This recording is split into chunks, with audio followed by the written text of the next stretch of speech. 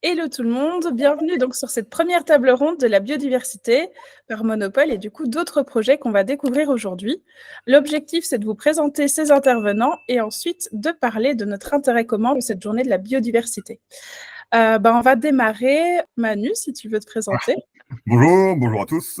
Je suis donc Claude Manuel Degèse, moi je m'appelle Manu. Je suis le dirigeant de Foresting. On est un bureau d'ingénierie environnementale. On est sur Montpellier, mais on intervient partout en France et dans les départements d'outre-mer. On a pour objectif de concevoir et de mettre en œuvre sur le terrain des actions en faveur de la biodiversité, principalement pour des entreprises et des administrations. Ok, top. Du coup, Alix. Bonjour à tous, merci pour l'invitation Justine. Alix Boumedienne, j'ai 35 ans et je suis le fondateur d'un projet qui s'appelle TerraBioDAO, milite justement pour la protection de la planète et dans ce cadre-là, la biodiversité est d'un des piliers pour lesquels on milite et on soutient des projets justement qui intègrent les problématiques de biodiversité dans le problème. Voilà, on aura le loisir d'en parler tout à l'heure. Merci. Et puis toi, Kevin? Yes, alors bonjour à tous et à toutes, merci Justine pour l'invitation. Donc du coup, Kevin Marousse, CEO et cofondateur de Sensei Ecosystem, qui est une entreprise en fait qui a pour vocation de sécuriser l'échange de connaissances sur la blockchain. Ce qu'on veut, c'est tout simplement faire en sorte que les gens puissent trouver leur vraie vocation, trouver les bonnes personnes pour les aider à scaler et réaliser leur formation, leur reconversion professionnelle et autres. Et tout ça donc avec un proof of trust pour qu'ils ne se fassent plus arnaquer et que tout soit inscrit de façon immuable sur la fabuleuse technologie qui est la blockchain. Donc, on s'inscrit plus dans l'économie sociale et solidaire. Merci beaucoup. Et puis toi, Rudy, si tu as envie de te présenter, parce que je pense que les gens de Monopole ne te connaissent pas assez. C'est vrai, effectivement. Du coup, moi, Rudy Lemoine, je suis cofondateur avec Justine de Monopole. Moi, je m'occupe principalement donc des crypto-partenaires sur Monopole, donc tout ce qui est mise en relation entre des investisseurs, la communauté et des partenaires qui sont pro-innovation. Merci Rudy. Donc la première question que posait du coup notre communauté à vous, chers experts du jour, c'est qu'est-ce que la biodiversité? Alors je pense qu'on va peut-être laisser Manu en parler en premier puisque c'est lui le plus expert de nos experts aujourd'hui. Et puis on complétera sur notre appréhension justement et notre compréhension de tout ça, si ça vous dit. La biodiversité, c'est ce qu'on considère comme l'ensemble du vivant, que ce soit les plantes, les animaux, insectes, etc. Mais l'humain également. Prendre en considération l'ensemble du vivant sur les territoires, sur la planète entière. Voilà, pour un résumé ultra simple, mais Alix est tout aussi expert que moi dans ce domaine-là, donc s'il veut rajouter des éléments, n'hésite pas. Merci pour la patate chaude, Manu. Effectivement, pour compléter peut-être un petit peu les propos de Manu, c'est effectivement l'intégralité du vivant, le végétal, l'animal, mais également tout ce qui est champignons.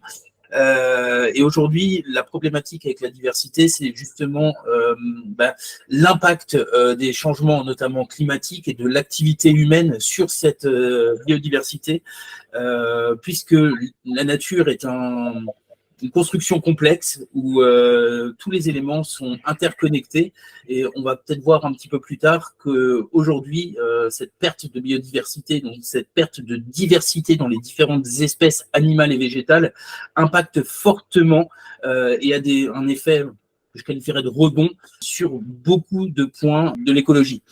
C'est-à-dire que, je ne sais pas, la perte d'insectes va impacter leurs prédateurs. Je prends l'exemple des oiseaux, qui eux-mêmes vont impacter les super prédateurs. Et on se voit qu'il y a un effet domino très important. Donc voilà pourquoi il est aussi important de préserver cette biodiversité. Ok, top. Merci Alix pour cette spécificité. Du coup, comme l'être humain fait partie du vivant, c'est pour ça que tu es là, Kevin, pour représenter l'humain. Et donc, on aura aussi cet aspect accès à l'éducation, je pense, qui est essentiel, puisque comme tu l'as dit, en fait, Alix, c'est parce qu'il y a moins, par exemple, d'insectes, que du coup, en fait, ça met comme un effet boule de neige sur toute la chaîne alimentaire.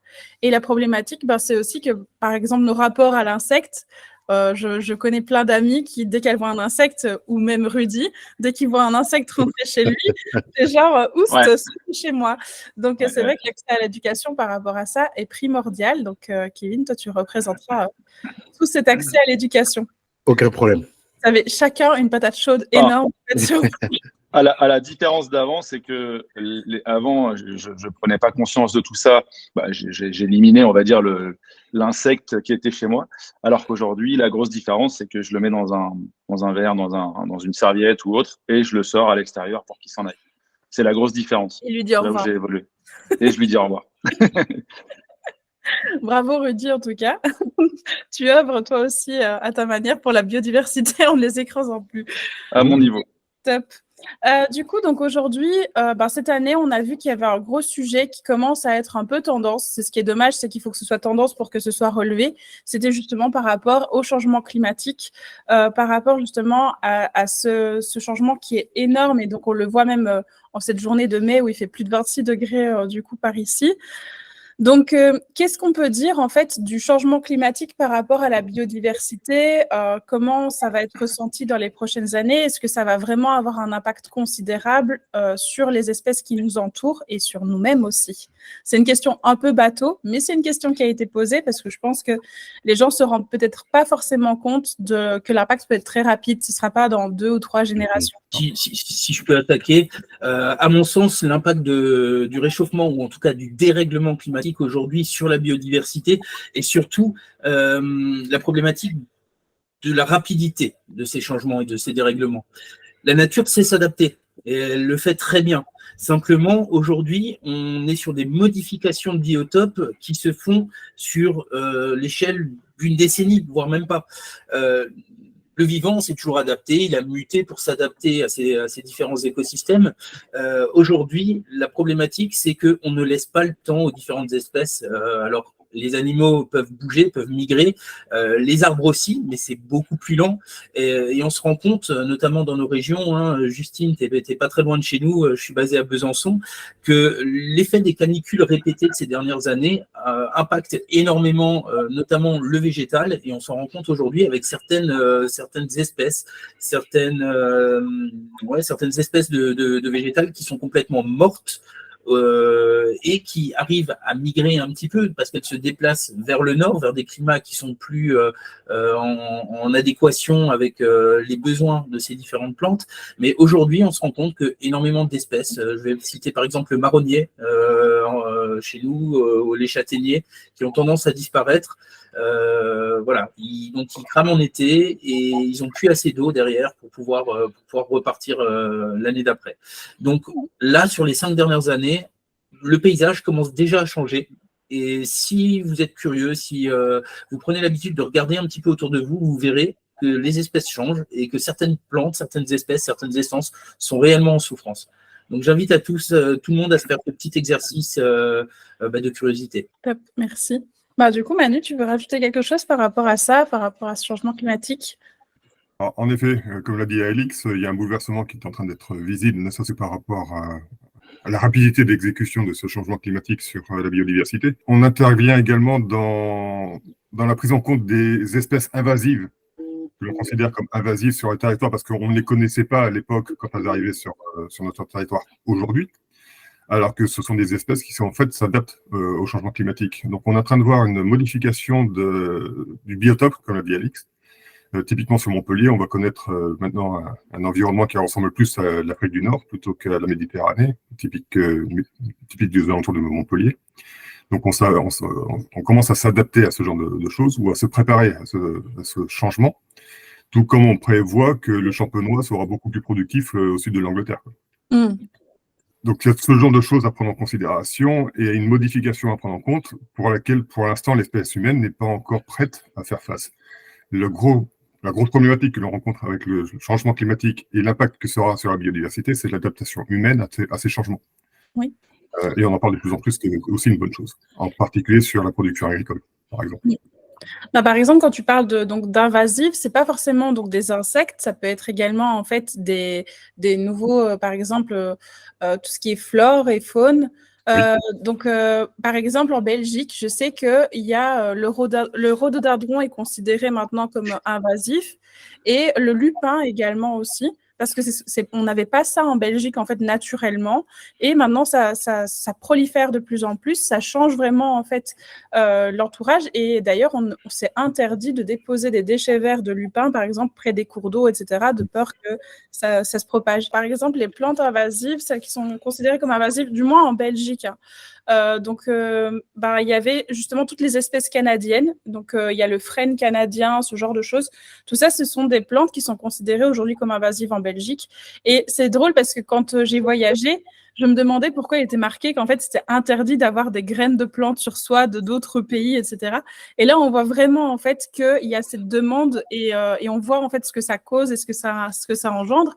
Il y a quelques années aussi, en Angleterre, ils avaient un gros focus parce que justement, ils avaient une invasion d'écureuils gris qui du coup donnait des maladies aux écureuils roux. Et donc, en fait, en boucherie, on pouvait retrouver de l'écureuil gris. On faisait manger du coup de l'écureuil gris aux Anglais pour pouvoir en fait limiter la catastrophe par rapport aux écureuils roux. Donc, on voit vraiment que c'est quelque chose qui impacte tout le monde, et puis même ça impacte après l'être humain, puisque derrière, il faut aussi que nous, on s'adapte et qu'on arrive à vivre avec ça. Aujourd'hui, en termes d'éducation, Kevin, est-ce que toi, tu vois qu'il y a des choses, par exemple, sur le territoire du coup français, de votre côté, qui sont adaptées ou qui sont mises en place, qui seraient mises en place même sur Sensei par rapport à ça, pour donner accès à l'éducation aux gens? C'est très intéressant. Disons qu'on n'a pas cette vraie composante de biodiversité parce que c'est pas réellement notre cœur de métier. En revanche, on peut raisonner déjà rien qu'à l'échelle humaine. Et on se dit que rien qu'à notre niveau, on voit déjà que les comportements ont changé.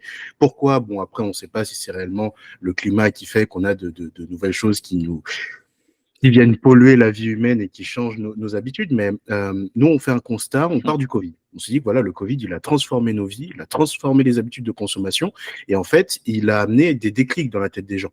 Et en fait, indirectement, ce que ça a amené, c'est aussi un comportement de migration, en fait, de l'espèce humaine, des zones urbaines aux zones extra-urbaines, pour arriver justement soit dans le sud, du côté de Montpellier, partir de Paris, de Lyon, de Marseille, et aller plus au frais, plus à la campagne, ou plus directement sur le soleil, ou voire même à l'étranger. On a pas mal de personnes, selon les études, qui partent du côté de Bali, ou en Amérique du Nord, ou voire même en Amérique du Sud, pour littéralement changer de vie. Et ces personnes, donc à notre niveau, au niveau de l'éducation, elles ont envie, voilà, de rajouter des arcs, en fait, des cordes à leur arc pour monter en compétence sur des sujets. Donc partir soit sur des reconversions, soit partir sur du freelancing, ou beaucoup partent sur du digital nomade, du coup. Et pour ça, il y a tout un tas de pans de compétences à adopter. Et c'est ce qui fait que, voilà, ils arrivent sur des plateformes et qui cherchent justement à se former. Et c'est à ce moment-là où il y a un vrai besoin d'arriver avec une sorte de proof of trust, parce que quand on arrive dans un nouveau pays, une nouvelle langue avec de nouvelles cultures, c'est pareil, si on a des soucis à identifier un contenu qualitatif dans sa langue natale, on va aussi avoir des problématiques à le trouver dans une langue différente. Du coup, on a tout cet aspect-là à ramener, toute cette labellisation, toute cette certification, de façon à ce que ça puisse se faire en douceur et qu'on s'adapte justement, que tout le monde soit en mesure d'avoir un chemin tracé pour dire que demain, j'ai envie de m'expatrier, j'ai envie de changer de vie, je suis en mesure de le faire et de trouver du contenu éducationnel en ce sens. Ok, top. Bah oui, c'est vrai qu'en fait, pour ma part, avec ce que j'ai vécu au travers de la blockchain, c'est vrai que ce que j'ai rencontré le plus, c'est des gens qui, après avoir enlevé tous leurs freins par rapport à l'économie, à savoir comment générer de l'argent ou comment gérer de l'argent avec le money management, il y avait OK, maintenant je sais le faire. Maintenant que je sais qu'en fait mes compétences produisent du coup de l'économie pour moi et peuvent me mettre en sécurité, j'ai plus ces freins. Et donc, comment après, je fais en sorte d'avoir du sens dans ma vie? Parce que souvent, en fait, les gens courent après l'argent. Et une fois qu'ils ont trouvé, en fait, la façon de faire, en fait, et de générer et d'enlever toutes ces peurs liées à l'économie, ça va être, OK, maintenant que je sais faire de l'argent, qu'est-ce que j'en fais? Comment est-ce que je donne du sens? Et donc, c'est vrai que par rapport à la biodiversité, la problématique, c'est que, comme on l'a dit, la biodiversité, c'est tout le vivant. Et derrière, comment va-t-on faire? En fait, comment sait-on que financer? Quelle est la priorité? Qu'est-ce qui est important? Puisque l'être humain est important, mais du coup, la faune et la flore aussi. On a parlé justement des changements climatiques. C'est vaste. Donc aujourd'hui, connaissez-vous des solutions justement qui référencent, autre que Monopole, du coup, qui référencent des solutions où on va justement pouvoir investir dans le sens, supporter des projets, autres aussi, ou des associations. Mais qu'est-ce que vous rencontrez, vous, en fait, au fur et à mesure de votre de votre vie professionnelle par rapport à tout ça. Est-ce qu'il y a des choses qui vous tiennent à cœur également? Voilà, si vous pouvez en parler. Alors, Sachant que ceci n'est pas un conseil en investissement, on le dit comme ça, hop, juridique, on est OK, c'est juste une avis perso. peut-être avant de parler des actions concrètes, je vais partir sur quelque chose de plus macro et qui est bien révélateur aussi de la prise de conscience générale qu'il y a. Et là, c'est mon ancienne vie qui parle, hein, puisque j'ai été courtier en assurance pendant 15 ans. Aujourd'hui, les assureurs s'inquiètent, s'alarment de la perte de la biodiversité et ils s'en alarment parce que c'est un impact financier. Je vais prendre l'exemple des abeilles, hein, puisque c'est un sujet qu'on avait traité dans un épisode du Parler d'éducation. Chez TerraBioDAO, on anime une fois par mois un épisode qui s'appelle Discutons écologie, où justement on veut faire un petit peu d'éducation, donner des armes aux gens, des outils pour comprendre un petit peu mieux les différents articles qui peuvent être publiés. Et donc on avait parlé un jour des abeilles. Aujourd'hui, les assureurs ont quantifié le coût de la disparition des abeilles, ne serait-ce que sur l'aspect de pollinisation, à près de 3 milliards d'euros pour les agriculteurs en France. C'est quand même des sommes qui sont assez énormes et on se rend compte aujourd'hui qu'à faire un petit peu n'importe quoi, on va le payer et on va le payer très vite. Les abeilles, c'est quelque chose de facilement visible, mais j'irai plus loin que ça. C'est aujourd'hui, les pratiques agricoles tuent l'intégralité de nos sols. On a des sols qui ont de moins en moins de matière organique à l'intérieur. Et ces matières organiques sont vraiment très utiles parce que, comme je le disais tout à l'heure, la nature est une mécanique complexe et c'est ces insectes, ces organismes, ces micro-organismes parfois, qui permettent aux plantes de pouvoir se développer. Parce que c'est elles qui vont digérer, qui vont casser les différentes molécules qui sont du déchet végétal pour les retransformer en nutriments. Donc c'est une boucle positive et aujourd'hui, il y a quelque chose qui permet de nous consoler, c'est justement la prise de conscience des financiers à ce sujet-là. Un petit exemple pour illustrer ça, c'est vrai qu'il y a quelques années, alors moi quand j'étais jeune, on faisait 100 km en voiture, on avait un pare-brise qui était constellé de petits insectes.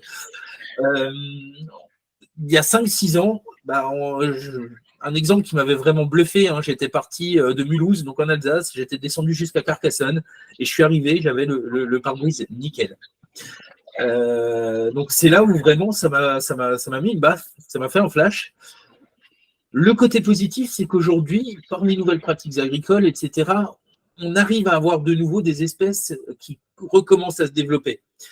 Pas assez vite, c'est certain, mais on voit qu'il peut y avoir une certaine rétroactivité sur l'impact humain sur ces différentes espèces. Et ça, c'est un petit peu encourageant. Pour finir et pour en revenir à ta question initiale, effectivement, aujourd'hui, il y a énormément d'initiatives qui viennent de la base, que ce soit des associations, mais beaucoup d'instituteurs également. Et je pense que c'est la bonne voie, puisque c'est nos enfants qui subiront demain cette perte de biodiversité et ces dérèglements climatiques, qui seront au premier rang des différents impacts, qui pourront faire évoluer les mentalités. Aujourd'hui, je vois de plus en plus d'instituteurs, d'associations qui s'engagent dans le cadre de ramassage de déchets, d'éducation, comme le disait tout à l'heure Rudy, l'araignée que vous trouvez dans votre maison, plutôt que de l'écraser, on la met dans une petite boîte, on la jette dehors, il y aura peut-être moins de moustiques aussi cet été. Enfin voilà, il y a plein d'impacts et je suis ravi que de plus en plus de gens s'engagent dans ce sens-là. Oui, totalement. Du coup, Manu, de ton côté, qu'est-ce que tu penses de tout ça? Est-ce qu'il y a des initiatives que toi, tu vois ou que tu mets même en place qu'on pourrait supporter et comment les aider? Alors là, tu me donnes une super perche.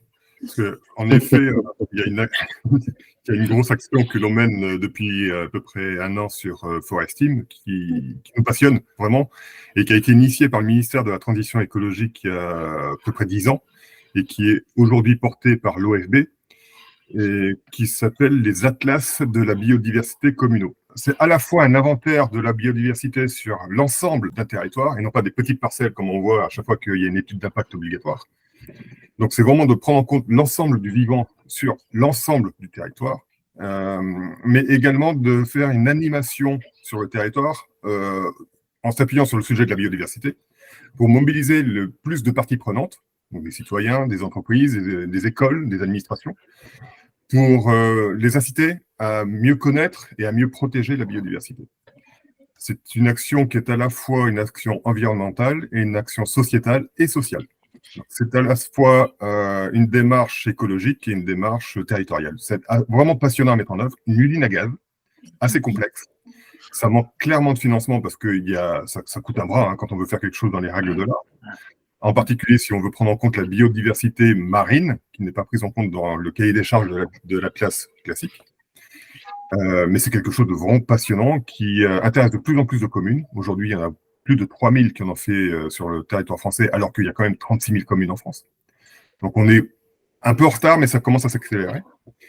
Et dans tous les cas, ça prend en compte une dynamique territoriale et une mobilisation globale qui est assez intéressante. Ok, top. C'est vrai que moi, pour vous expliquer un petit peu, je fais de la permaculture maintenant depuis quasiment 10 ans, depuis que j'ai eu mon premier potager. Et à chaque fois que j'ai un petit jardin, en fait, je me renseigne à la LPO, justement pour participer au recensement, etc. Et donc, c'est aussi l'occasion pour dire, en fait, les solutions qu'on peut mettre à notre petite échelle en tant qu'individu.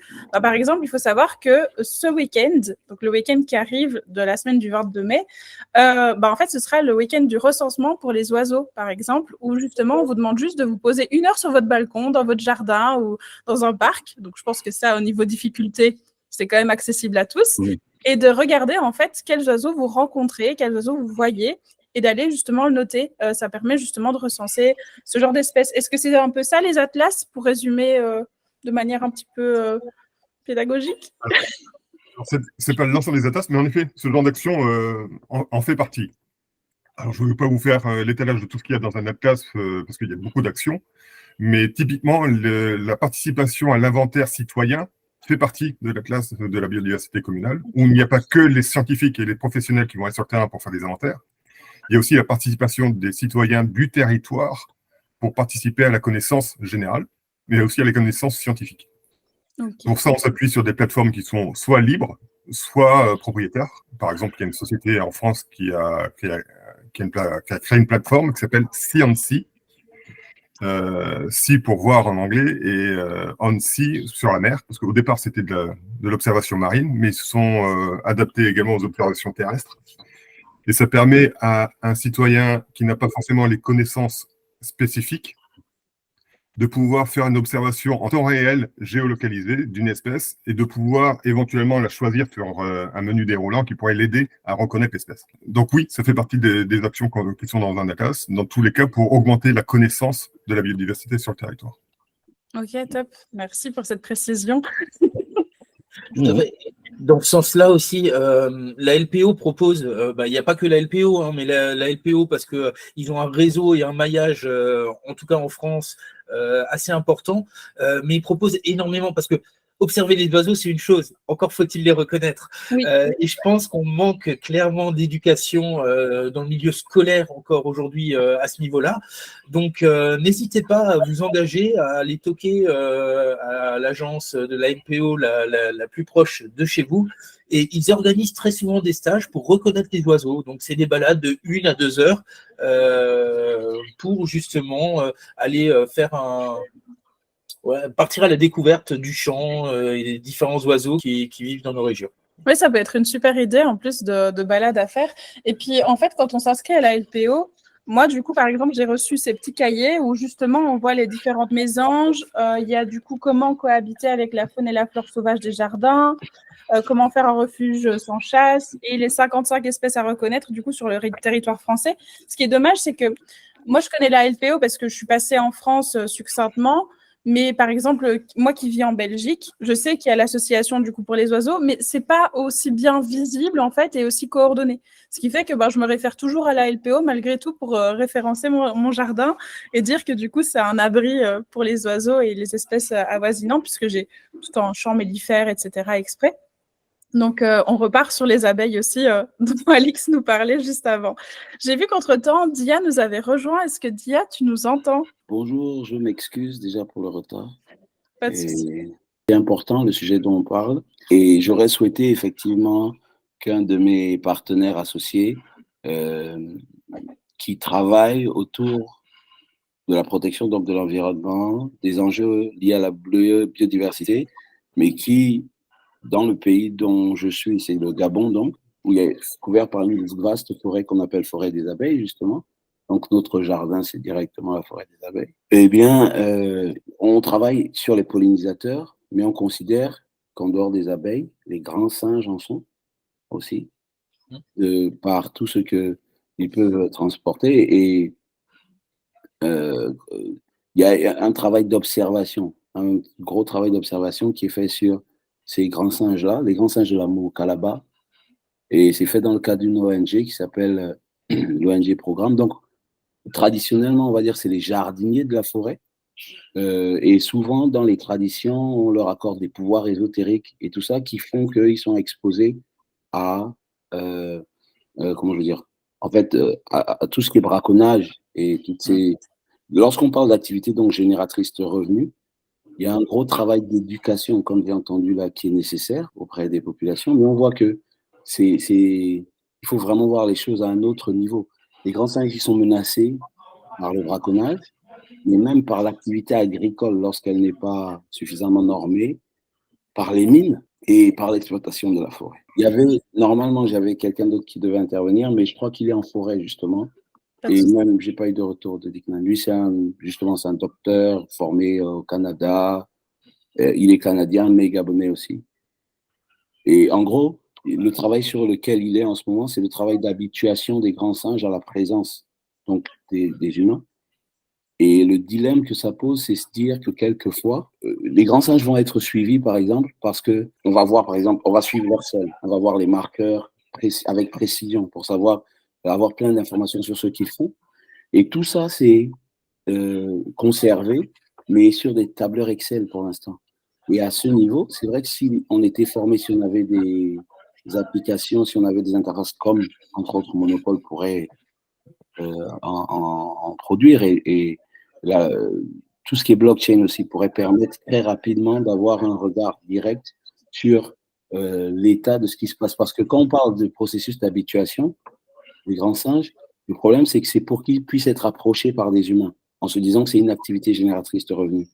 On a vu qu'il y avait des activités génératrices de revenus, mais qui toutes pouvaient être dangereuses pour les singes au final, que ce soit le braconnage, que ce soit le travail des mines ou bien les produits forestiers non ligneux que les gens veulent exploiter, le miel en l'occurrence beaucoup.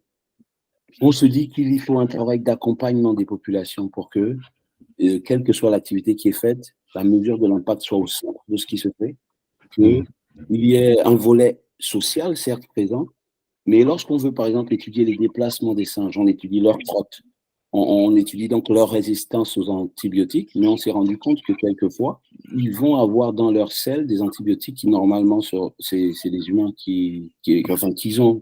Et ça veut dire que de ce rapport-là, il y a des facteurs anthropiques qu'on n'a pas vraiment encore bien maîtrisés et qui exposent également ces jardiniers de la forêt qui permettent à la biodiversité de se déployer, qui les exposent justement à des dangers. Donc, pour l'instant, c'est sur ça qu'on travaille, mais on essaye de se dire qu'on pourrait monter des activités touristiques et pour ça, c'est clair qu'on a besoin d'accompagnement de toutes les mesures possibles. Je savais que c'était très clair d'ailleurs. Ouais, si, c'est cool. Ouais, c'est très clair. C'est vrai que du coup, tu soulèves un gros point, puisqu'on parlait que dans le vivant, en fait, il y avait l'être humain, mais on soulève là le fait que justement, l'humain aujourd'hui a un impact négatif sur son entourage et sur le reste. Et derrière, donc, pour vous donner un ordre d'idée, même en Colombie, il y a en fait un zoo de préservation qui existe dans le sud de la Colombie, proche de Cali. Et quand on démarre la visite du zoo, en fait, on passe d'abord par un cimetière. Et en fait, ce cimetière est symbolique et représente en fait les plus grandes espèces qui ont disparu en fait aujourd'hui à cause de l'activité humaine en grosse partie. Et ça m'a choquée et en même temps, je me suis dit en fait, on devrait faire ça partout parce que ça montrait vraiment en fait que aujourd'hui, les gens vont dire « Ah, bah moi, je ne vais pas aller là parce qu'il n'y a pas assez d'animaux représentés, qu'on soit pour ou contre les zoos, même si moi, je déteste. Ouais. » Et là, du coup, j'y allais parce que je voulais voir ce qu'ils entendaient par préservation. Et c'était en fait des animaux qui avaient été pris de chez des gens en fait, qui importaient des espèces menacées, qui importaient du coup des espèces qui n'étaient pas censées être sur le territoire. Et donc, ils les préservent en fait dans cet écosystème. Et c'est vrai que démarrer cette visite par ce cimetière, ça on voyait que les gens respectaient encore plus leur visite et l'appréciaient encore plus parce qu'ils se rendaient compte de la chance, en fait, d'être mis en contact avec ces espèces. Et on sait que, par exemple, des sortes de lièvres ont disparu parce que, justement, en fait, il y avait une activité humaine énorme. Là, tu parles donc des grands singes. Qu'est-ce qu'on peut faire par rapport à ça? Vas-y, dis-moi. Ouais, tu m'as fait réaliser quelque chose qui était important. La plateforme que je veux monter et que je suis en train d'impulser, même si ça traîne un peu ces temps-ci, c'est Green New Deal for Africa. Mais il y avait déjà des associations sur le terrain, dans le village là, d'Oussala, où il y a une start-up, Canopé, qui a eu un financement de l'ambassade de France, il y a 2 mois, mais eux, ils font dans le miel, on va dire. Il y a le miel des abeilles, comme on connaît, mais il y a du miel de moucherons aussi, qui eux, c'est presque les termitières, et on ne connaît pas bien leur comportement. Et ce que je dis, c'est que les communautés, quelquefois, saccagent ce genre d'installation. Et leurs attitudes, les comportements des communautés, créera des problèmes. Par exemple, là, tu as parlé de quelque chose, c'est un cimetière d'espèces. Mais au nombre des conventions qu'on a, il y a l'Agence nationale des parcs du Gabon. C'est le pays où il y a où la plus grande superficie a été dédiée à l'utilisation des parcs. C'est pour ça que le président Macron est venu en mars. Il y a un institut en recherche en écologie tropicale, mais il y a aussi une convention avec le Centre international des recherches et médicales de Franceville. Eux, ils travaillent sur les zoonoses. Donc, c'est pas seulement les singes qu'on suit, mais c'est aussi le personnel médical. De quoi il est affecté et comment ça peut interagir et avoir un impact sur l'environnement. Donc, lorsqu'on parle de tourisme, c'est une chose. Il y a tout ce qui est agriculture, produits forestiers non ligneux, surtout l'apiculture, moi, c'est sur ça que je travaille. Et comme je disais, la méthode qu'il y a, c'est on suit les crottes, en fait. En fonction des crottes, on peut faire des ciblages génétiques précis, mesurer le taux de stress. L'impact de l'exposition donc aux facteurs humains peut être pris en compte. Et ça, les villageois, en fait, ils savent, on forme parmi les villageois, pardon, qu'est-ce que je veux dire? Il y a la formation, c'est le principal, comment je veux dire, la principale prévention qu'on utilise pour l'instant. Et on forme et des gardes et des guides qui encadrent des touristes, mais qui aussi essayent de faire une forme de veille environnementale quasi permanente. Mais vraiment, ce qu'il nous faudrait là, c'est une application qui permet de faire des choses dans ce sens. C'est juste que on est dans une période de shift vraiment sur beaucoup de plans. Et chaque membre des groupes de gorilles est déjà connu, tracé. Mais la collecte de ces données, le traitement de ces données, c'est encore très fastidieux. Vraiment, vraiment encore très fastidieux. Et les membres de des équipes qui accompagnent sont suivis eux-mêmes médicalement. On regarde et après on voit si ça apparaît dans les groupes de gorilles qu'il y a, les individus et tout ça. Et on a déjà vu qu'il y avait beaucoup de transmission de maladies sur le gorille et puis le risque de stress. Mais il y a un fonds pour l'habituation. Donc on finance le fait justement d'habituer les gorilles à la présence humaine. Je rebondis sur ce que tu viens de dire, Dia. Tu parlais tout à l'heure d'études des excréments, des fesses, et également du miel. Est-ce que vous utilisez l'ADN environnemental? Oui, également. Et je crois que dans tout ce qui va être produit, c'est parce que moi je ne me connais pas très bien pour ce qui est des abeilles. Je crois qu'on travaille précisément sur la présence de traces qu'il y a dans et les produits et les sels et tout ce qui va se faire en fait. Donc, par rapport aux abeilles, mais pour les moucherons aussi beaucoup. Il y a un vrai travail qui est fait sur ça. On utilise ces technologies pour avoir une connaissance la plus exhaustive possible de la biodiversité sur un territoire, entre autres avec le miel, mais aussi avec les excréments, et principalement sur les zones humides. Si ça peut vous être utile, on peut vous mettre en relation. C'est quand je disais que je ne connais pas, le principe a été énoncé. On a eu, il y a 2 mois, je travaillais dessus, mais ça m'avait épuisé. Je devais repartir en plus. C'était quelqu'un du Cameroun qui venait parce qu'ils sont beaucoup plus avancés, beaucoup plus proactifs sur les nouvelles techniques. Et les analyses qu'on veut faire, et des produits et des crottes, vraiment, c'est sur ces bases-là qu'on peut vraiment mesurer l'évolution justement de tout l'environnement. Et une petite question pour Dia également. Je voulais savoir, parce qu'aujourd'hui, Je pense que ça fait consensus dans les pays européens, dans les pays occidentaux, qu'il est important d'agir et d'agir vite pour préserver la biodiversité, pour préserver la planète. Mais comment sont accueillis ce genre d'initiatives dans d'autres pays, et notamment en Afrique? Est-ce que les populations locales sont conscientes de ça? Ou est-ce que le fait, je ne sais pas, d'avoir besoin peut-être de chasser pour manger certaines choses, c'est vrai que quand on a faim, la préservation de l'espèce vient après. On pense d'abord à sa survie avant de penser à l'écosystème en lui-même. Écoute, dans la question, il y a déjà une partie de la réponse. Et je vais en rajouter d'autres éléments. Mais c'est pour ça que j'ai commencé par l'impact social de la préservation de la biodiversité. Les représentations qu'on a sur les espèces en question peuvent être qu'on en a besoin aussi, par exemple, bon, je vais aller vite, mais pour savoir s'il y aura des cataclysmes dans l'année, par exemple, on regarde et on étudie la main d'un veau.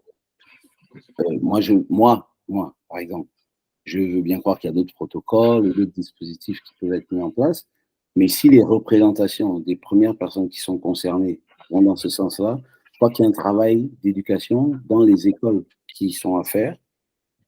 Et il ne faut pas oublier aussi que c'est du problème que tu évoques, qu'il y a une grande importance à prendre en compte la manière dont les gens mangent, comment ils vivent.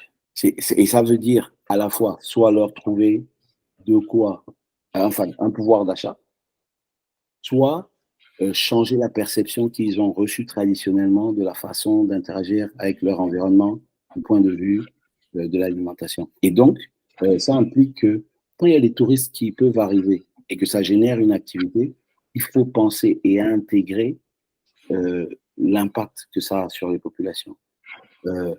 Et c'est pour ça que nous, on s'est dit on va créer des activités génératrices de revenus. Mais pour ce qui est du miel, par exemple, ça revient à mettre en place un marché alors qu'on est un pays qui en produit beaucoup. Et pour ça, on aurait vraiment besoin, effectivement, d'être accompagné. Je pense qu'on peut soit se placer d'un point de vue moral simplement et se dire « Oh, c'est pas bien ce qu'ils font ». Mais on peut aussi se dire « Les enjeux sont planétaires, mais on parle à une région du monde dont l'exploitation a financé la révolution industrielle, entre autres. » Les régions du monde qui continuent encore d'être exploitées et des populations qui vivent là, à qui on demanderait en fait de faire du jeûne intermittent pour que la planète se porte mieux. On n'est pas très cohérent. Oui.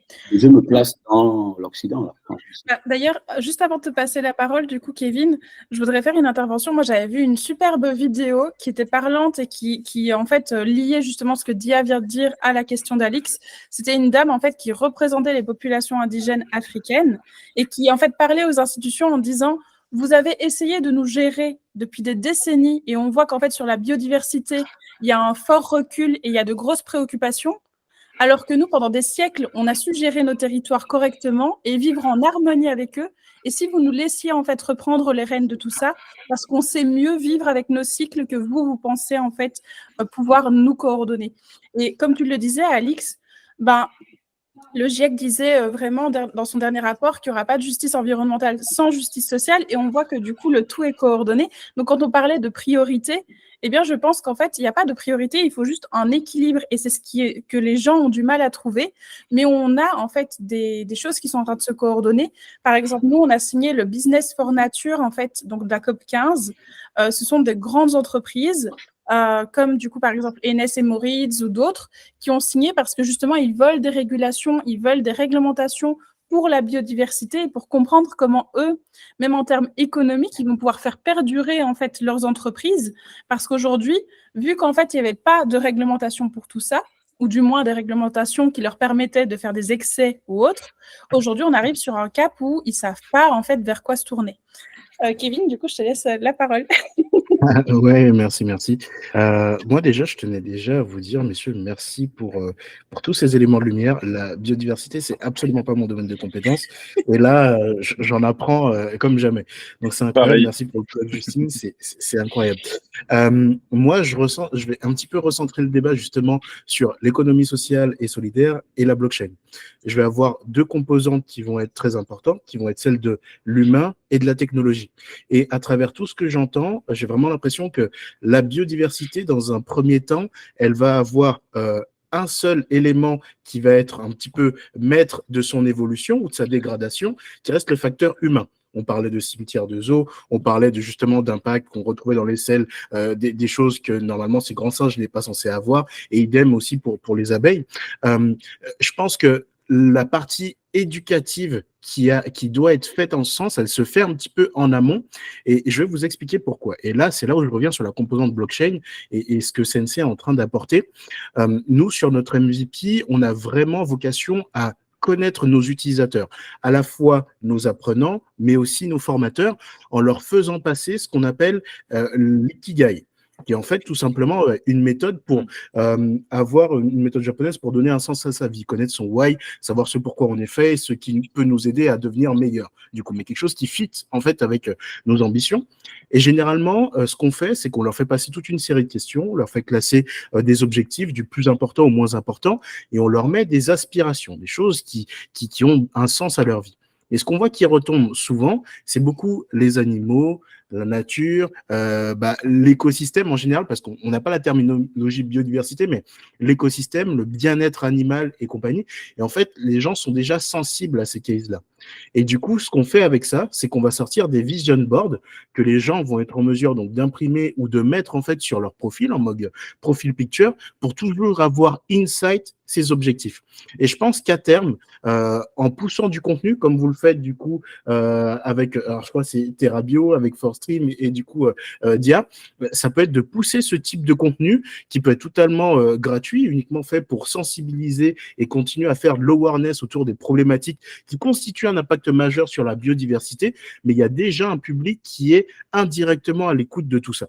Et je pense que à long terme, avec beaucoup plus d'onboarding, avec beaucoup plus de démocratisation de l'utilisation, donc justement de la blockchain, mais aussi de sensibilisation à la biodiversité, on pourrait avoir un impact qui serait, j'ai pas envie de dire mondial, parce que tout dépendra après de la réussite du projet ou pas, mais en tout cas, un awareness majeur en francophonie dans un premier temps, avant d'aller voir un petit peu plus loin au niveau européen et mondial. Mais c'est vrai que je pense que la première composante, elle est là, c'est l'humain, mais je pense que l'humain commence justement à se rendre compte de tout ça. Les changements climatiques, il se les prend en pleine poire et il est en train de se rendre compte que s'il fait rien, bah, là, ça va être catastrophe sur catastrophe. On se rend compte que l'intelligence artificielle, elle va comment dire, remplacer. On a besoin de retrouver des compétences. Et du coup, c'est à ce moment-là, je pense que l'awareness peut être stratégique pour œuvrer dans la cause de la biodiversité.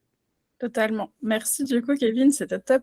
Et d'ailleurs, justement, Alix, tu vas prendre la main, mais il y a une question que j'aimerais te poser, qui est une question primordiale, puisque sur les intervenants d'aujourd'hui, on est quand même les 3/4 à bosser dans la blockchain.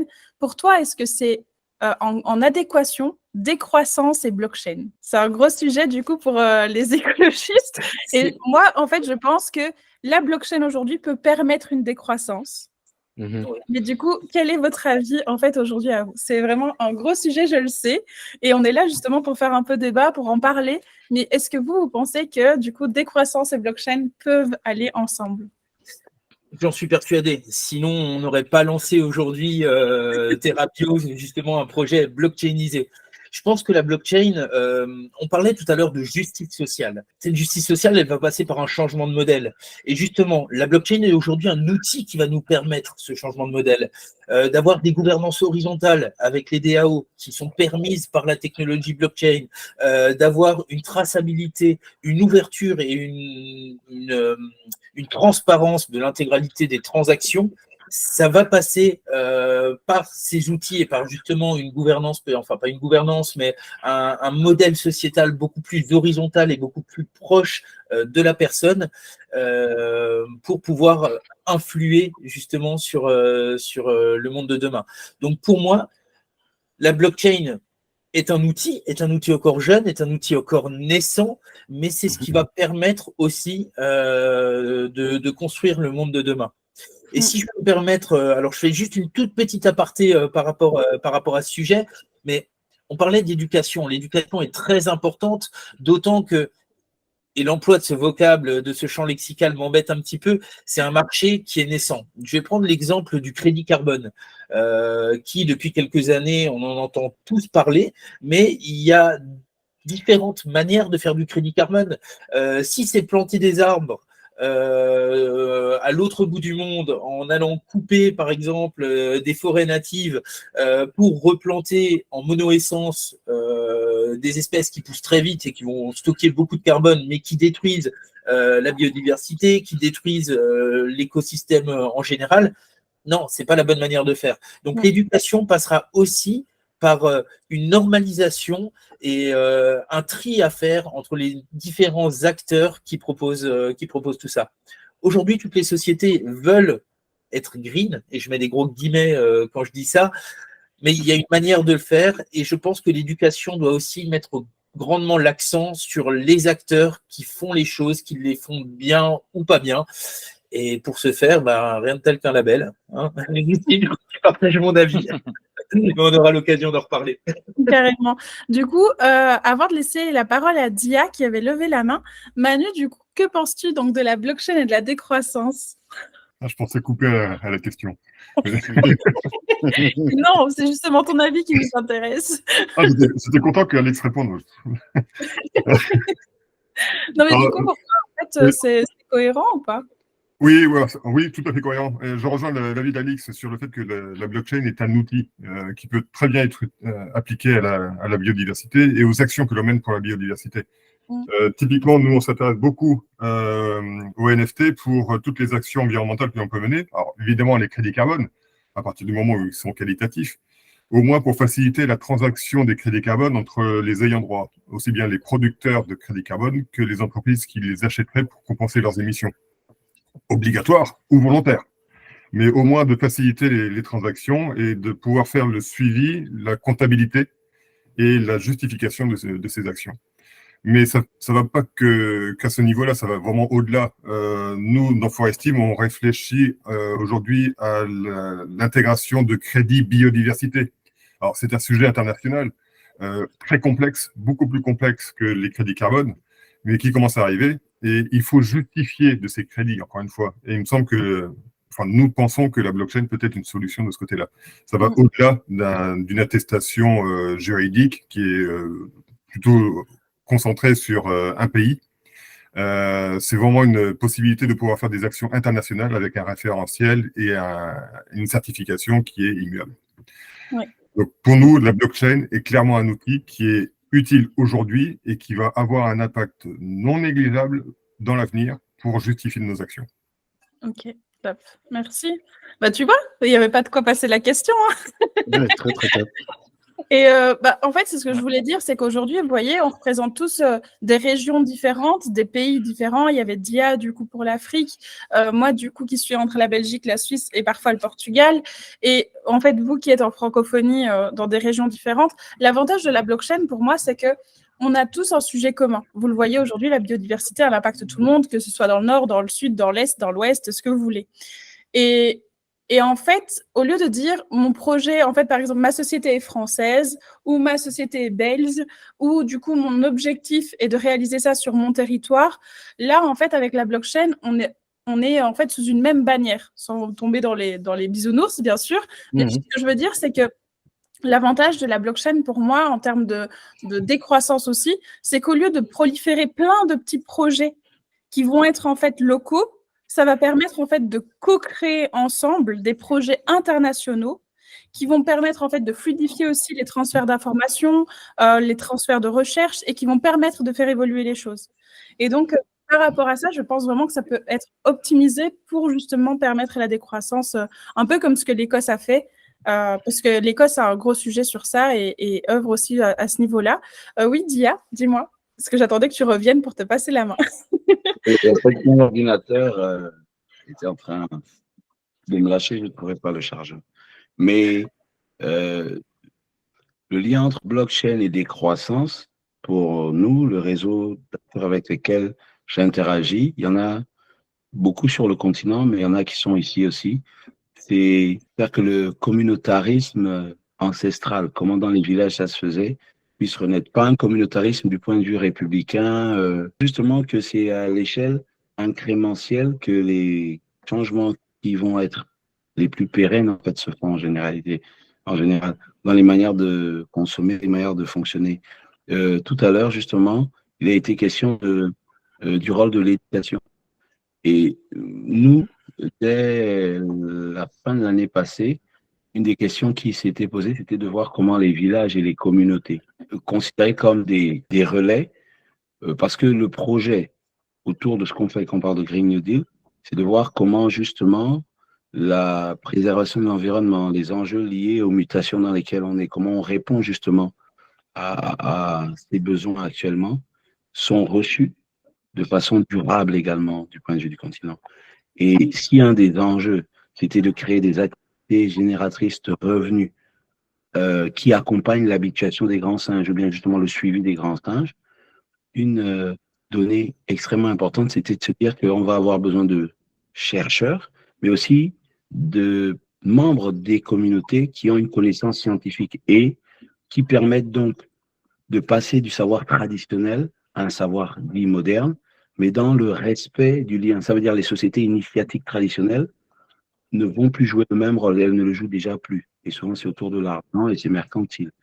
Mais si on redonne à la science le rôle qu'elle doit jouer, ça permettrait donc de pouvoir développer des activités. Et à ce niveau, je trouve que la blockchain, pour ces activités communautaires, est un des outils en fait hyper important, sachant que il y a des fonds à l'international qui sont pensés pour justement, on a parlé de crédit carbone tout à l'heure. Moi, je suis en lien avec des partenaires qui sont au niveau du Gabon en capacité de mettre des grandes bandes à disposition de la mangrove, on va dire. Et comment les choses se calculent, les protocoles, ça a posé question quand le président de la République française était au Gabon il n'y a pas longtemps. Et donc, ce que je dis, c'est la blockchain, certes, il faut qu'elle intervienne, mais il faut qu'elle puisse au maximum faire fort avec la vie des communautés. Et c'est la réflexion déjà que nous, on avait quand je parlais à l'époque avec Chris de Scotties. Après, le projet n'est pas abouti comme je le voulais, mais sur le principe, c'est ce qui avait fait que moi, je commence à parler et travailler avec lui, c'était de dire qu'autour des communautés, il y a beaucoup d'enjeux à l'échelle planétaire qui peuvent faire que des fonds soient levés, mais comment est-ce que ces fonds vont être utilisés?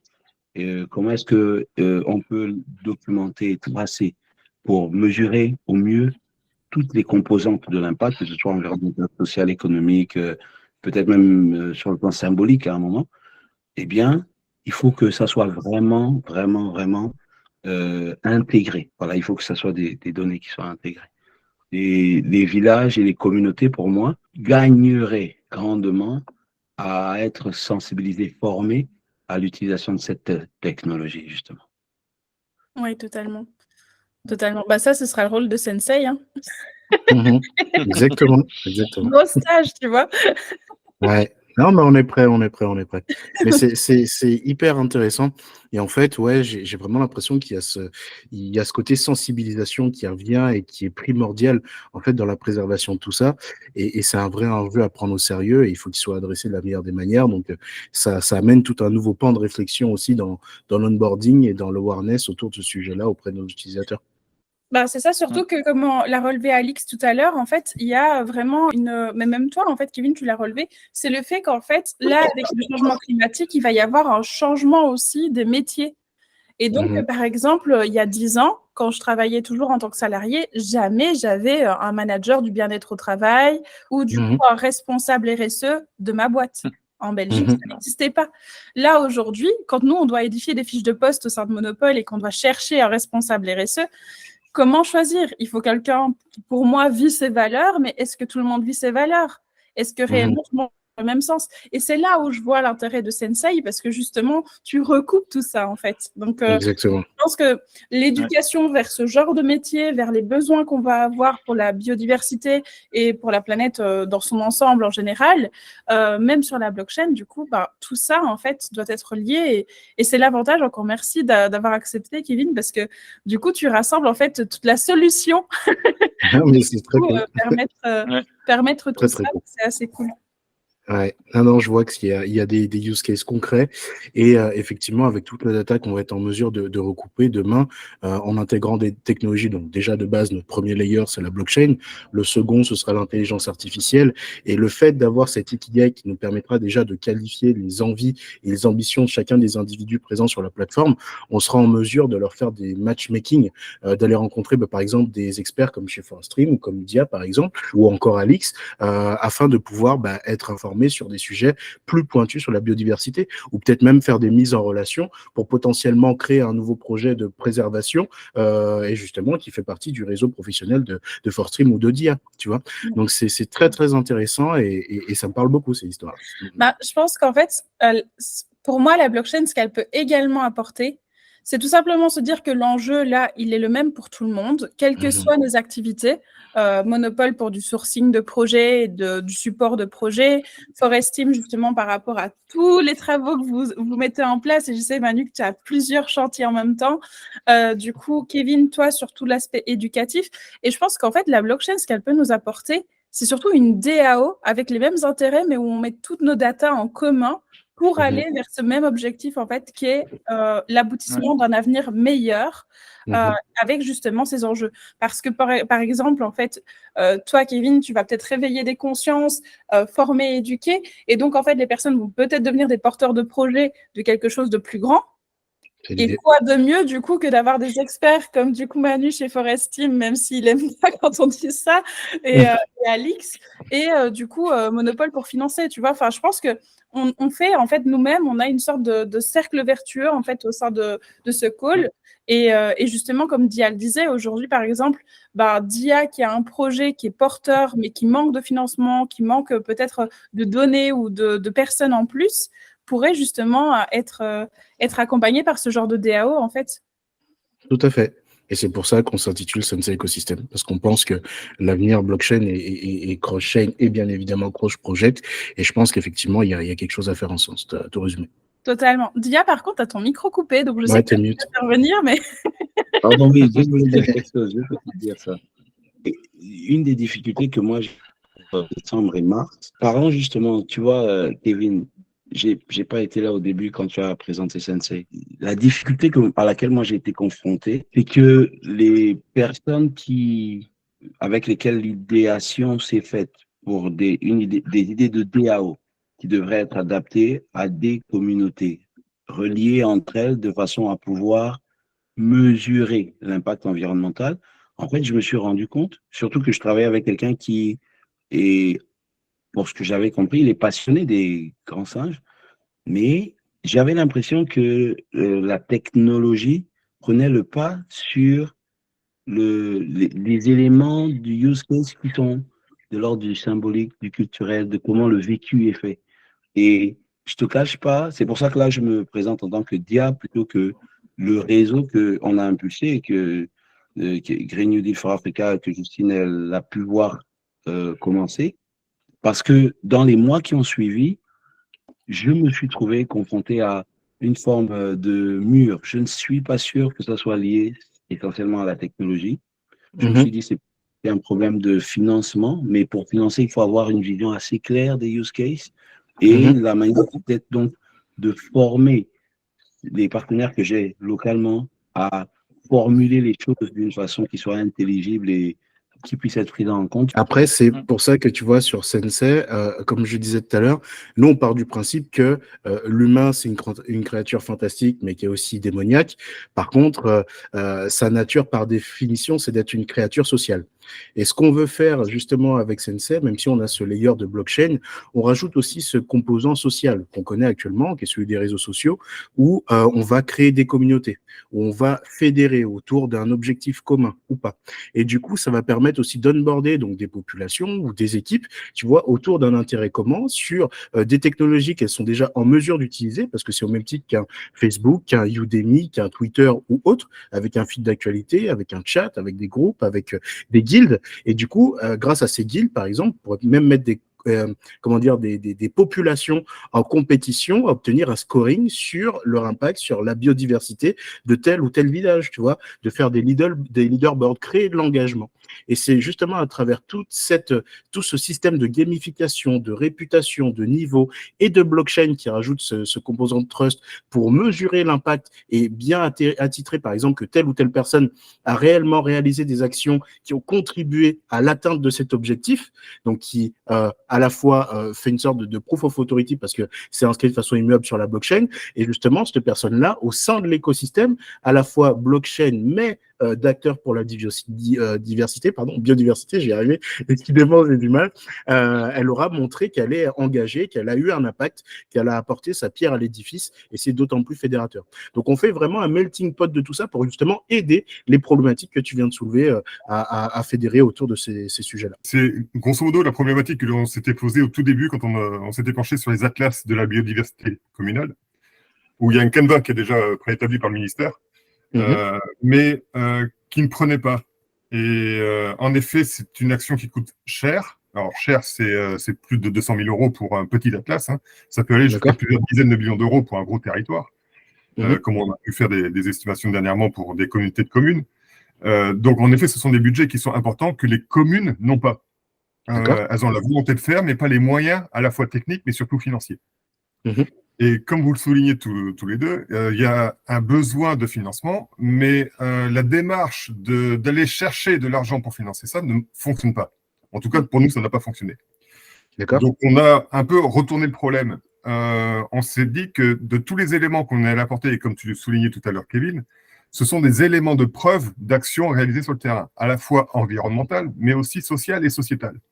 Ces éléments de preuve sont recherchés par les entreprises qui ont une démarche RSE.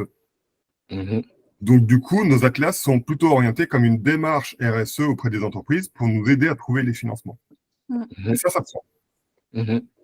Le fait de pouvoir leur apporter une solution et non pas une quête d'argent, on ne fait pas de demande, on ne prie pas pour avoir de l'argent. On leur apporte une solution sur un plateau qui leur démontre auprès du public qu'ils ont une démarche éco-responsable. Là, c'est beaucoup plus pertinent. Et ça, du coup, ça nous permet de pouvoir financer des actions d'ampleur, cohérentes et impactantes sur le terrain. Tout à fait. Et on en revient après au fond d'Anne Monopole et on arrive sur le label Proof of Impact, quoi. Et c'est parti. Exactement, parce qu'il nous faut des mesures d'impact environnemental et des mesures d'efficacité. Donc, comme le fait d'ailleurs Monopole, tout à fait. En fait, là, le but sur ce call, c'était vraiment de rassembler des personnes qui étaient totalement complémentaires et on le voit en fait. Et là où tu soulèves un point important, Manu, c'est que effectivement, si on est en quête de financement, on aura du mal à aller vers le financement, on aura du mal à en trouver. Par contre, si tu arrives comme une solution et que du coup, tu as une démarche qui est un peu différente, là, du coup, tu peux avoir justement plus d'engagement. Et donc, par rapport à cet engagement, une dernière chose que j'allais vous demander avant qu'on se quitte, parce que bientôt, ce sera l'heure, c'était, à votre avis, suite à ce dont on vient de parler, quelles pourraient être les actions mises en place assez facilement par rapport aux êtres humains que nous sommes pour la biodiversité en cette semaine? Si on doit leur donner quelques petits conseils, quelques petites choses qu'on pourrait mettre même dans la quest, du coup, sur Zilli après, puisqu'on n'a pas encore Sensei qui est OP, hein. Petit message. J'entends le message subliminal. C'est dit. Du coup, donc en attendant, qu'est-ce que les gens peuvent faire pour aider à la biodiversité? Qu'est-ce qu'on peut faire en fait nous à notre échelle? Quels conseils on pourrait donner? Alors je rebondis dessus parce qu'on m'a fait le reproche il n'y a encore pas très longtemps, ne pas tondre son jardin jusqu'au mi-juin à peu près, mi-juin fin juin. Mon jardin là, c'est la jungle. Il y a de l'herbe de l'eau de partout. C'est pas un jardin typiquement à la française où l'herbe est coupée à 2 mm. C'est pas intéressant. Clairement. Alors, je n'ai pas de gazon déjà, mais j'ai vraiment tout laissé pousser pour favoriser les plantes mellifères. Oui. Donc, ça va favoriser les insectes pollinisateurs, les abeilles en particulier, mais pas uniquement les abeilles domestiques, aussi les abeilles sauvages et les autres insectes pollinisateurs. Et ben, j'ai les oiseaux qui sont revenus, du coup. Et c'est plutôt intéressant. Donc, si je dois donner une indication, aujourd'hui, en plus, c'est un message qui passe assez régulièrement, c'est ne pas tondre son jardin jusqu'à mi-juin, facilement. Mais en plus, ça va garder l'humidité, donc c'est mieux pour votre sol après, surtout vu ce qui se passe au niveau climatique. Donc, top, merci pour ce conseil. Est-ce que, du coup, vous avez d'autres conseils? Alors, je suis pas aussi calé. Hein. Et donne un conseil que, du coup, tu verrais. Je sais que Rudy, on sait quel conseil Rudy J'allais justement faire un plug là-dessus. J'allais dire, pour faire honneur à Rudy, mettez les bébêtes dans les petites boîtes et relâchez-les. Mais là, dans l'idée, j'ai rien d'autre qui me vient. En tout cas, sur un conseil de biodiversité, non, je sais pas. Ou consommer mieux, consommer moins, tu vois. Éviter de lâcher tout et n'importe quoi dans la nature pour pas interférer avec la biodiversité. Mais c'est plus du bon sens qu'un vrai conseil. Et voilà. Moi, je dirais que pour aller dans le sens de Sensei, plutôt, ce serait informez-vous et peut-être lisez des choses. En fait, il y a plein de ressources accessibles. Par exemple, quand je vivais en France, je suis fan du réseau botanique. Alors, ceci n'est pas une publicité ni une promotion, mais j'adore Botanique et les compagnons de saison, du coup, dans le nord de la France. Et en fait, sur leur page, ils font toute une page biodiversité où ils donnent des astuces. Et donc, ça m'a permis, moi, en tant que néophyte, quand j'ai commencé et que j'ai voulu faire de la permaculture, etc., à me dire, je vais commencer, par exemple, en mettant des abris pour les chauves-souris, en mettant aussi des gamelles d'eau, du coup, avec des pierres dedans pour ne pas qu'après, je tue des oiseaux par mégarde parce qu'ils sont tombés dans l'eau. Donc, ce genre de choses. Donc, mettez des points d'eau, parce que là, forcément, l'eau, on en manque. Il y a déjà quelques régions, justement, partout, que ce soit en Belgique, en Suisse ou en France, où il manque d'eau. Mettez des petites gamelles d'eau. C'est pas ça qui va vous faire énormément de moustiques en plus, mais ça permettra justement aux oiseaux de pouvoir s'abreuver, aux chauves-souris aussi, parce que n'oubliez pas que les chauves-souris, ça mange des moustiques. Et donc, ça va vous aider. Donc, moi, voilà, ce serait le conseil que je donnerais. Et n'hésitez pas à vous informer. Vraiment, il y a des ressources partout. Rudy, à toi. Oui, justement, je rebondis par rapport à ce que tu dis et c'est intéressant pour les gens qui ont des piscines. Pour les gens qui ont des piscines, par exemple, comme chez ma mère, on a remarqué, j'ai remarqué, tu vois, avant que je m'intéresse à tout ça, encore une fois, c'était pas du tout dans ma culture. On m'a jamais appris ce genre de choses, que ça soit au niveau familial ou au niveau je m'y suis jamais intéressé, voilà, comme énormément de monde. Et depuis que je m'y intéresse, tu vois, je suis allé chez ma mère donc l'année dernière, enfin il y a 1 an et demi quand j'ai commencé à m'intéresser à tout ça, grâce à toi, Justine, et à Monopole évidemment. En fait, je me suis aperçu que ma mère a une piscine chez elle qui est assez grande, et dans l'idée, tu as plein d'insectes en fait qui viennent dans cette piscine. Et on comprenait, moi, j'ai jamais compris en fait pourquoi ils venaient là-dedans. Et en fait, c'est juste pour boire.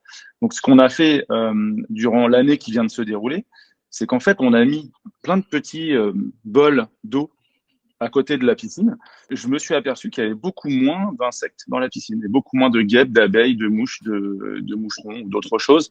En tout cas, les insectes volants, il y en a beaucoup moins dans la piscine puisqu'ils viennent juste boire en fait et ils se retrouvent coincés avec leurs ailes dans l'eau. Mettez des petits bols, c'est le petit conseil que je pourrais donner à mon niveau et au niveau de mes connaissances. Petits bols autour des piscines, plusieurs petits bols autour de la piscine, ça évitera qu'ils viennent dans la piscine et se fassent coincer. Ou même des soucoupes. Ouais, des soucoupes. Voilà, des soucoupes, et qu'ils soient bien remplis. Comme ça, ils peuvent se poser sur le bord et boire et repartir, quoi, tout simplement. Oui, d'ailleurs, il y avait c'était un photographe qui a mis du coup une caméra sur un de ces troncs d'arbres dans son jardin. Il a mis, vous voyez, les coquillages bleus pour les enfants. Tout le monde a eu un jour un coquillage bleu pour prendre son petit bain, sa petite piscine dedans. Splash. Et du coup, il a mis des pierres dedans et il a mis de l'eau et il a filmé. Et il a pu voir en fait que même si son jardin était en périphérie d'une grande ville, il y avait des blaireaux, il y avait du coup des bambis, il y avait du coup plein d'oiseaux qui venaient justement et qui venaient s'abreuver et ça leur permettait justement d'œuvrer à sa façon. Donc même ça, en fait, on s'imagine pas ce qui nous entoure en fait en termes rien que de faune et de flore autour de nous. C'est vrai que c'est important. Par exemple, en Belgique, à Bruxelles, on a un bois qui s'appelle le bois de Halle, où il y a justement une espèce de fleur qui ne fleurit qu'une fois l'année, pendant 15 jours, et où il est interdit du coup de marcher pendant cette période de floraison, il y a vraiment des chemins tout tracés pour ne pas impacter négativement en fait cette fleur. Donc c'est vrai que même une coupelle d'eau du coup peut aider. Pia, du coup, est-ce que toi tu auras un conseil pour nos auditeurs? Je ne sais pas si on m'entendait bien parce que mon réseau est un peu instable. Pas de C'était souci, bon? on t'entend. Oui. Écoutez, vous avez tout dit déjà, donc je suis le parent pauvre. Non, en fait, ce que moi je fais, mais c'est vraiment une démarche très personnelle et atypique peut-être, c'est écouter le chant des oiseaux le matin. Parce que de tout ce qu'on dit, en fait, la biodiversité, on est conscient ici que c'est pas à l'extérieur qu'on la vit, c'est notre rapport à ce qui vit autour de nous, et c'est nous l'instrument de la mesure de ce rapport. Je l'entends bien quand Manu parle, ou Rudy, ce que tu dis pour le moment, et Kevin, quand tu parles de être à l'écoute de les fruits de saison, ou bien voir comment on consomme aujourd'hui. Et encore plus quand tu parles de regarder les espèces, Justine. Moi, je vais donc simplement tricher et faire un résumé. C'est ce que je fais le mieux. Écouter le chant des oiseaux, c'est réaliser le rythme des saisons. C'est réaliser l'impermanence de notre temps, ce qu'on est, et seulement quelque chose qui est en train de transiter. Et la biodiversité, c'est à nous d'y être attentifs en réalité. Et si chaque matin dans son lit, on se rend compte que des fois, on n'a même plus le réflexe de prendre le temps d'entendre ce qu'il y a autour de nous, on aura du mal à entendre ce qu'il y a à l'intérieur de nous. C'est fini. Totalement. Merci, Dia, pour cette parole. Je pense que de toute façon, ce qu'on voit, c'est qu'on était là pour parler biodiversité. Et au final, on est revenus tous en accord avec nos valeurs, qui est justement l'éducation, le respect, la prise du coup du temps pour soi, de respect de soi. Et je pense que oui, en se reconnectant à soi-même, en prenant ce temps de pause où on n'est pas sur notre téléphone à scroller à fond pour voir s'il y a une nouvelle news. Effectivement, quand on se rend compte de notre environnement, c'est vrai que on en parlait justement avec Rudy avant ce call. Il faut savoir que, Kevin, je me retrouve un petit peu en toi en termes de rush, etc., toute la charge de travail que tu as. Moi, pour Monopole, j'ai passé 1 an et demi où je dormais 2 heures par nuit. Et en fait, j'étais totalement connectée à mon téléphone. J'étais tout le temps dessus, tout le temps sur mon ordinateur, tout le temps sur mon téléphone. Et au final, j'ai décidé depuis quelques semaines, parce que j'étais vraiment en down au niveau énergie, etc., de ne plus prendre mon téléphone et mon ordinateur le week-end. Et je culpabilisais au début, mais c'est vrai que j'en ai profité pour m'offrir un vélo, et je fais du vélo du coup tout le week-end. Et ça me fait un bien fou de me reconnecter. Genre hier, on a vu en fait des lapins, on s'est arrêté avec le chien et du coup les 2 vélos. On s'est arrêté, on a regardé juste le lapin qui regardait le coucher de soleil. Donc on regardait pas le coucher de soleil, on regardait le lapin qui regardait le coucher de soleil. Mais en fait, on s'est dit, c'est ouf parce qu'on était à 2 pas de la maison. Et le fait de voir qu'en fait, il y avait ce lapin qui regardait comme ça et qu'il n'y en avait rien à faire de nous, on s'est dit, c'est ça qu'on veut préserver en fait. Et c'est vrai que même mon chien aujourd'hui, quand on balade, elle ramasse les crasses avec moi parce que justement, elle ne supporte pas ça. Bon, elle croit que c'est des jeux, surtout. Mais du coup, derrière, en fait, on fait à notre manière ce qu'on peut. Et c'est vrai que ce n'est pas des gestes qui sont, comme vous l'avez spécifié chacun, ce n'est pas des gestes qui demandent énormément d'efforts au final. On se balade, on ramasse des déchets. Du coup, on s'arrête un moment, on écoute le chant des oiseaux, on se reconnecte un petit peu à notre écosystème et où on s'informe justement. Et s'informer, au lieu de justement regarder un TikTok où on voit juste une nana twerker, pourquoi pas regarder un TikTok sur l'éducation à la biodiversité? Ce sera peut-être... C'est un très beau slogan, ça. Très beau slogan. Ouais. Ce sera peut-être moins sexy, mais je pense qu'on pourrait trouver une paire de fesses sur le poing, là, comme ça. Ça peut se faire. Très fort. Tout à l'heure, on parlait des fesses de singe tout à l'heure, tu vois, ça peut. Très fort. Il y a quelque chose à faire. Il y a quelque chose à faire, un singe femelle. Le twerk du singe qui éduque à la biodiversité sur Sensei. C'est ça, dans le métaverse de Sensei. Et là, on a fait la. C'est top. En tout cas, je vous remercie énormément de votre présence aujourd'hui, de ce que vous avez apporté. J'espère que cet échange vous a aussi donné des pistes et vu un petit peu qui travaille, parce que c'est vrai qu'on n'est pas tous connectés ensemble tout le temps. Mais merci beaucoup de votre présence. En tout cas, merci à tous. Je vais vous laisser finaliser avec chacun un petit mot. Si vous voulez justement parler de votre projet ou de où vous suivre, n'hésitez pas. Et comme ça, en fait, ça clôturera cet appel. Encore merci à tous. Eh ben, je j'en mets un, Ravidos. Merci pour merci pour l'invitation, Justine. Merci à vous, messieurs, pour cette prise d'information sur la biodiversité, qui n'était pas du tout un sujet auquel j'étais sensibilisé à ce point. Je connaissais, mais pas à ce point, tous les impacts qu'on pouvait avoir au-dessus. Ce que je dirais, je rajouterais un petit mot vis-à-vis de Sensei, où, selon nous, l'éducation est la clé. Chacun a un chemin de vie qui lui permet de transférer des compétences à n'importe qui, pas spécialement les vendre, mais juste les transférer, faire en sorte de faire de l'awareness sur des sujets. Là, on parle de biodiversité, mais également aussi sur la géopolitique, sur la finance, sur l'économie et tout un tas d'autres sujets. Donc, échangez. Voilà, échangez. Faites en sorte de vous faire grandir les uns les autres. Créez vos interactions sociales, créez vos guildes, faites de l'awareness autour de vous sur des sujets qui vous tiennent à cœur. Passez sur notre plateforme, petite pub, faites votre ikigai de façon à rencontrer des gens qui vous ressemblent et build des communautés qui ont un objectif commun que vous pourrez driver dans la foulée et aider des sujets comme la biodiversité qui est le sujet de ce call du jour. Pour nous, pour Forestine, le mot de la fin, ça serait plutôt notre slogan, où l'action, c'est la première étape vers la biodiversité, où la moindre action a son importance, et c'est un peu comme la théorie du colibri.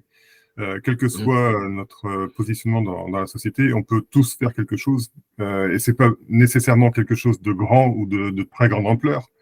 Le principal, c'est d'agir. C'est faire. Et ça, c'est vraiment plus important pour nous, dans tous les cas. Je ressors du coin totalement différent de quand je suis arrivé.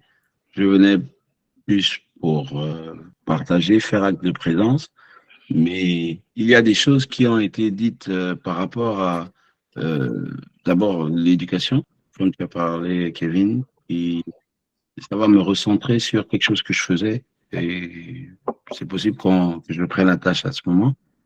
Et puis Manu, en fait, depuis 6 mois, on butait sur la question du financement. 17 mois. Et parce qu'on la posait mal, en réalité, c'était plus. Et là, je viens de comprendre qu'en fait, c'est comment servir au développement d'un projet RSE, qui fait qu'en fait, ça élimine la question du financement. On s'intègre à une dynamique beaucoup plus grande. Et à partir de ce moment, les problèmes de chacun se règlent parce que ce n'est pas plus la finance que le process d'idéation qui posera un problème après, la technologie, comment l'implémenter. Et puis, au village, il n'y a pas Internet, mais dans le process, qu'est-ce qui se fait manuellement, qu'est-ce qui se fait avec le téléphone portable et combien on a pour ça. Toute cette réflexion, en fait, on avait essayé de la faire en se disant, bon, l'important, c'est qu'on ait d'abord un financement pour une DAO. Et on ne s'est pas entendu, justement, parce qu'il y avait une inadéquation. Donc, c'était un call extrêmement utile et je ne m'y attendais pas. Non, je me disais, on vient parler et puis partager des points de vue, alors que là, j'ai des pistes qui vont vivifier ce que j'avais fait jusqu'ici. Et je dis donc merci à chacune, à chacun d'entre nous. Merci. Pas de quoi, heureuse de vous avoir apporté un petit peu de valeur du coup en vous mettant en relation. C'était le but, c'est qu'on apporte de la valeur aux gens en leur donnant des tips et en relativisant, en évitant en fait l'écologie punitive ou en enlevant un petit peu ce qu'on entend toujours partout. Faites attention, faut faire ça, faut faire ça. Donc là, on essayait d'avoir une approche très vertueuse et si ça a pu apporter un petit peu de solution pour chacun, tant mieux, c'est le principal. Encore merci en tout cas, vraiment, c'était un plaisir. Pour la prochaine table ronde sur la biodiversité, on fera ça à la rentrée avec d'autres intervenants, peut-être sur une journée. Et du coup, on espère vous voir à nouveau pour voir l'évolution de vos projets. Et puis pour les financements, n'hésitez pas à passer par Monopole. On vous aidera avec grand plaisir. En tout cas, merci à tous et passez une excellente après-midi.